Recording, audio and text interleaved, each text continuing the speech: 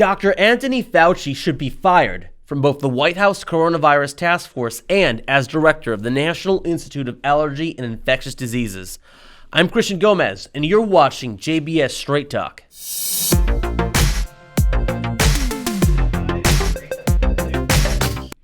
Amidst the pandemic, Dr. Fauci has become a household name, appearing almost daily at the White House Coronavirus Task Force's press conferences and on cable news interviews. However, all of his so-called solutions are based on non-personalized, one-size-fits-all quarantines and empowering local, state, and federal governments with broad, unconstitutional powers without the consent of the governed. From promoting social distancing to encouraging state governors to issue draconian shelter-in-place orders, Fauci has practically been managing the federal government's response to COVID-19. When Fauci appeared on CNN's Coronavirus Town Hall on April 2, 2020, he said that all Americans should be sheltering at home and that every state should be abiding by federal guidelines. Of the few states that haven't issued such draconian orders, Fauci said, quote, "I don't understand why that's not happening. The tension between federally mandated versus states' rights to do what they want is something I don't want to get into.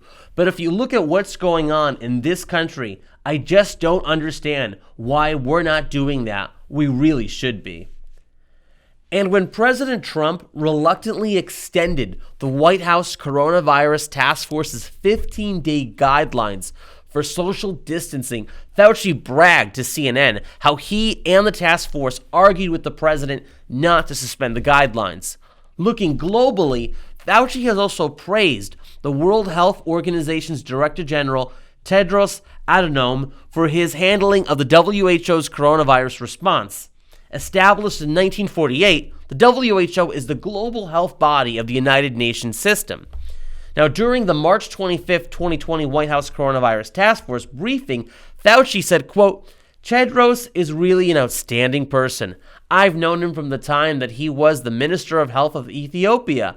I mean, obviously, over the years, anyone who says that the WHO has not had problems has not been watching the WHO. But I think under his leadership, they've done very well." However, Tedros has recently come under fire for helping the Chinese Communist Party government conceal the truth about the severity of the virus, and he's even insulted the government of Taiwan, calling it racist, merely for pointing out the WHO's bias towards the Chinese Communist Party. Looking to the future, Fauci has suggested the idea of the federal government forcing all Americans to carry certificates of immunity to the coronavirus after there's been widespread antibody testing. This idea has also been promoted by Bill Gates, who has also suggested that the certificate could be used to know who has or who hasn't been vaccinated once a vaccine has been created. From a medical standpoint, Fauci hasn't offered any helpful information about the virus. He hasn't suggested ways for Americans to improve their immune health, nor has he recommended that those who test positive be given hydroxychloroquine along with azithromycin and zinc sulfate, as Dr. Vladimir Zelenko of Monroe, New York, has successfully administered in treating patients.